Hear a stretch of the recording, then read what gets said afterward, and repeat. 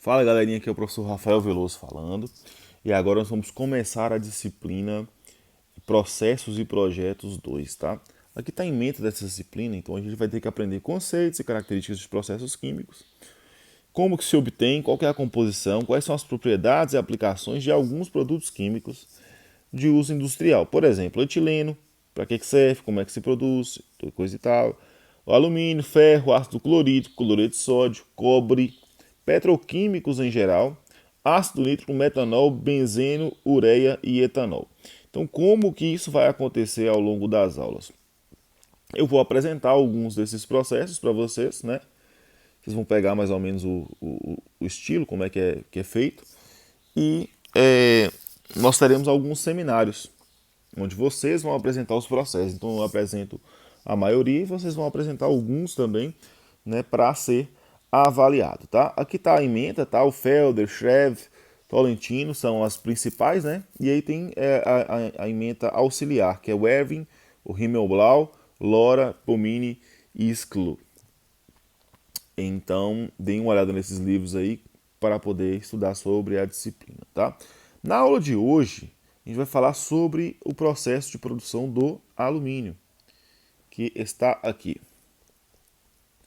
Vou voltar o slide. Então, da indústria do alumínio. Então, aqui tem algumas imagens de latinhas, né, produtos feitos de alumínio aqui, alguns produtos de suporte, panelas, né, ou de alumínios ou de ligas de alumínio, né, aqui uma roda de automóvel, e aqui parece uma carcaça de alguma coisa. Então, galera, inicialmente ele foi obtido, o alumínio, por Ørsted em 1825. Então, como que era obtido esse alumínio? Ele pegava o sal, que tinha alumínio, que era o cloreto de alumínio, né? E colocava esse sal para aquecer.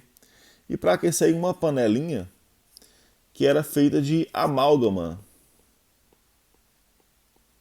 O que é amálgama? Qualquer liga metálica feita com o mercúrio, com o Hg. Então essa estrutura aqui era de amálgama, tá? E quando se fazia esse aquecimento do cloreto de alumínio na amálgama, você acabava por obter, né, em algumas sucessivas reações, o alumínio purificado. Só que essa reação ela tinha um baixo rendimento. Então você colocava uma quantidade grande de cloreto de alumínio e a quantidade de alumínio mesmo que você obtinha era muito baixa, né? Então, Deville, em 1854, ele deu uma aprimorada nesse processo, né? Resolveu então aquecer, em vez de o cloreto de alumínio sozinho, ele adicionou sódio metálico e adicionou também cloreto de sódio, certo? E é claro, o cloreto de alumínio. Isso melhorou o rendimento do processo, né? E com esse processo aí ele conseguiu produzir alumínio, né, através desse processo por 30 anos. Né? Nessa época, o preço do alumínio era cerca de US$ 220 o quilo. Então era um metal bem caro, porque o processo de produção dele era muito caro. Né? E atualmente, né, como que ele é produzido o alumínio hoje? Por um processo eletrolítico, né? Desde 1886. Ele é produzido por um processo eletrolítico. E o que é um processo eletrolítico? É um processo que envolve eletrólise. E o que é eletrólise? Eletrólise é o contrário de pilha. Então, a pilha é quando você gasta energia química para transformar em energia elétrica. E eletrólise é quando você gasta energia elétrica para transformar em energia química. Então, exemplo de eletrólise: carregar a bateria do seu celular. Né? Quando você carrega o seu celular, você está usando eletrólise. Quando você usa o seu celular, você está usando uma pilha. Então, são duas vias aí, ok? Joia.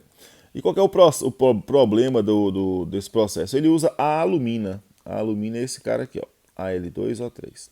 Só que a alumina, a temperatura de fusão dele é bem elevada, E para esse processo eletrolítico acontecer, eu preciso fundir a alumina. Então isso aqui que está sólido precisa virar Al2Al3 mais líquido e 3O2 menos líquido, né? Para isso eu preciso aquecer, né? aí eu tenho que atingir esta temperatura aqui, que é uma temperatura elevada. Aqui está mostrando uma foto de como que o processo eletrolítico acontece para o alumínio. Geralmente você coloca dois eletrodos, um negativo e um positivo, lado a lado, né? Mas nesse processo aqui, ó, o eletrodo negativo é essa parte cinza aqui, ó. Esse aqui é o eletrodo negativo, tá? Ele é ligado a um cabo, né? A um gerador de corrente. E aí nessa parte negativa vai disponibilizar elétrons, aqui vai ficar cheio de elétronzinho. O Al3+, esse cara aqui, ó. O Al3+, então ele vai em direção a esses elétrons, né? Aí acontece essa reação aqui, ó. Al3+, mais 3 elétrons vira alumínio puro, ok?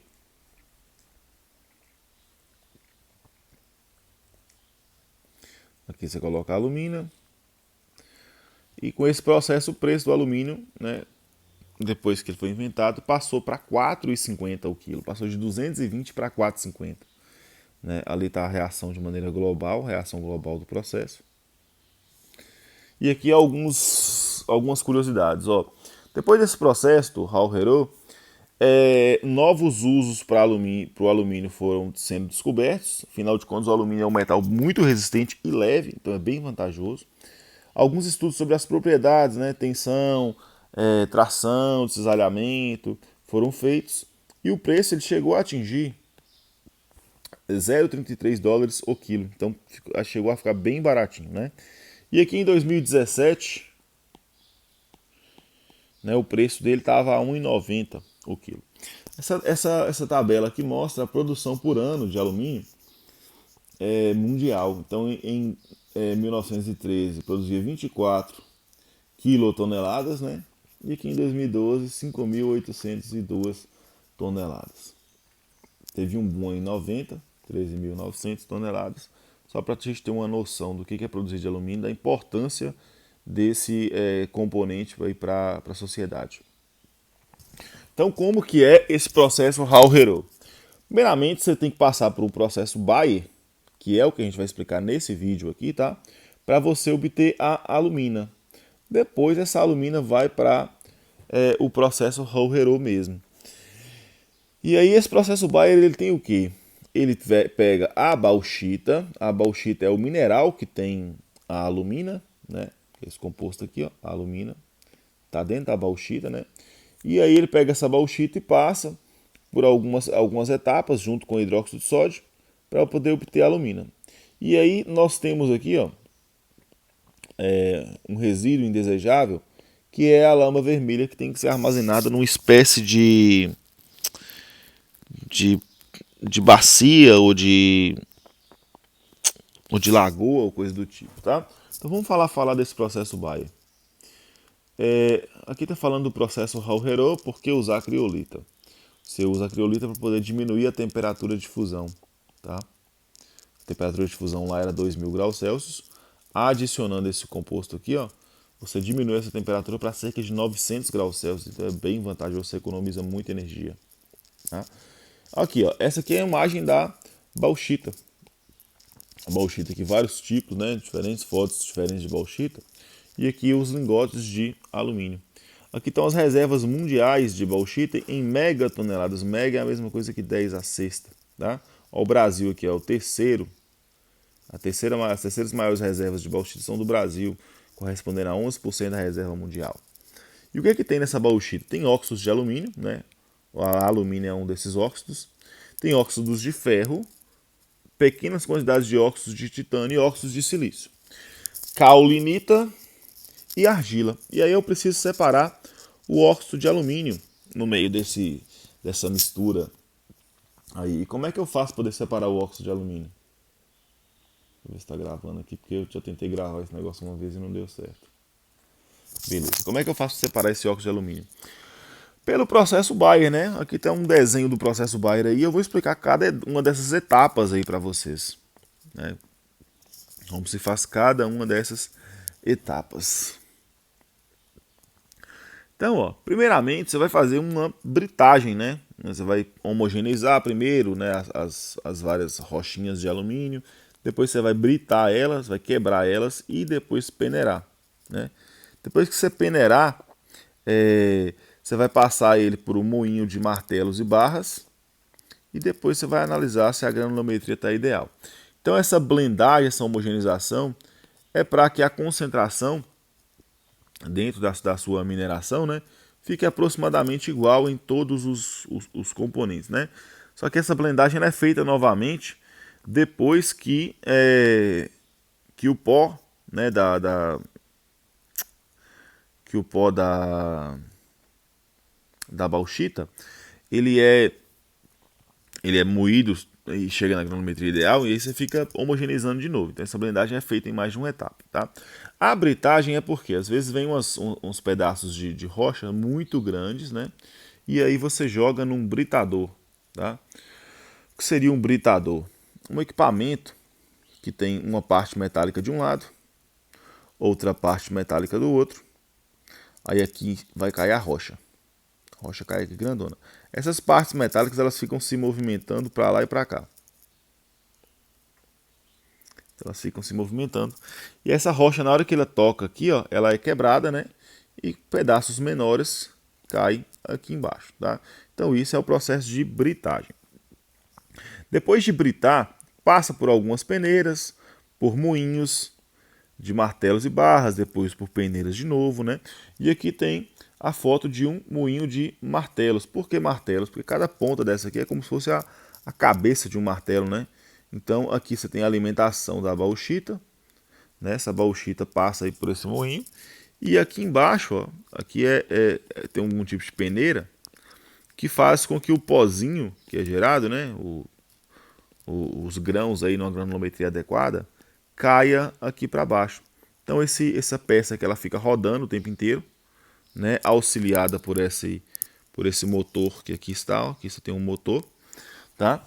E aí essa peça ela fica moendo então esses pedaços aí de bauxita. Então esse é o funcionamento do moinho de martelos. Aqui nós temos uma foto também de um moinho de barras. Então, o moinho de barras é um esquema parecido. Ele vai ficar girando assim também, ó. Vai ficar girando. E dentro dele você tem barras, aí que você adiciona aqui a alumina. A alumina não, a bauxita. E resolveu instalar uma atualização agora.